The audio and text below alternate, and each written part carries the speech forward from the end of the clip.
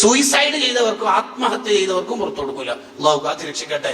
അത് വർദ്ധിച്ചുകൊണ്ടിരിക്കുന്ന കാലാണ്.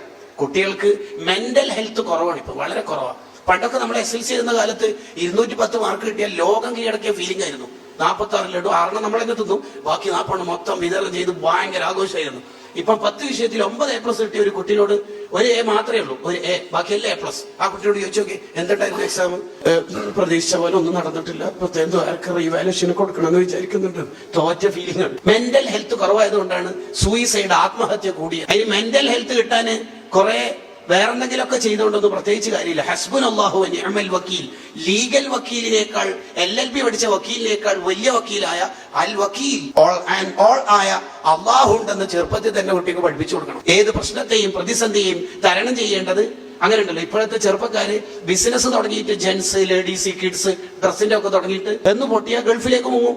അപ്പോഴേക്കും 36 ലക്ഷം ഇവിടെ കടായിട്ടുണ്ടാവും. അല്ലെങ്കിൽ സെക്കൻഡ് വൺ ആത്മഹത്യയാണ്. പണ്ടൊക്കെ കയറ് കെട്ടാനായിരുന്നു ഉപയോഗിച്ചത്, ഇപ്പൊ കയറല്ല. പിള്ളേർക്ക് തോന്നിയത് ജസ്റ്റ് ഒന്ന് ആത്മഹത്യ നോക്കിയാലോ. അത്രയും സിമ്പിളായി. മലയാളി ഇങ്ങനെ മരിക്കണോ എന്ന് പറയുന്ന ഒരു പുസ്തകമുണ്ട്, DC പ്രസിദ്ധീകരിച്ച്, CB തോമസ് IPS ഉദ്യോഗസ്ഥൻ എഴുതിയ. അതിൽ കാണാം വിശ്വാസം കുറവുള്ള ആൾക്കാർക്കാണ് ആത്മഹത്യ കൂടുതൽ. അതിന് ചെറിയ പ്രായത്തിൽ തന്നെ കുട്ടികൾക്ക് നല്ല ഇൽമു കൊടുക്കണം, മഹാന്മാരുടെ ചരിത്രം പഠിപ്പിച്ചു കൊടുക്കണം. അത് വേണം. ഇല്ലെങ്കിൽ ഖത്തറിലേക്ക് പോകുമ്പോൾ ചെയ്യില്ല, ബദർ മൗലിദ് വരുമ്പോൾ ചെറുക്കായിട്ട് വരും. കാരണം ഇല്ല, മതവിദ്യാഭ്യാസം ഇല്ല. അതാണ് അതിന്റെ പ്രശ്നം. മതവിദ്യാഭ്യാസം കൊടുക്കണം.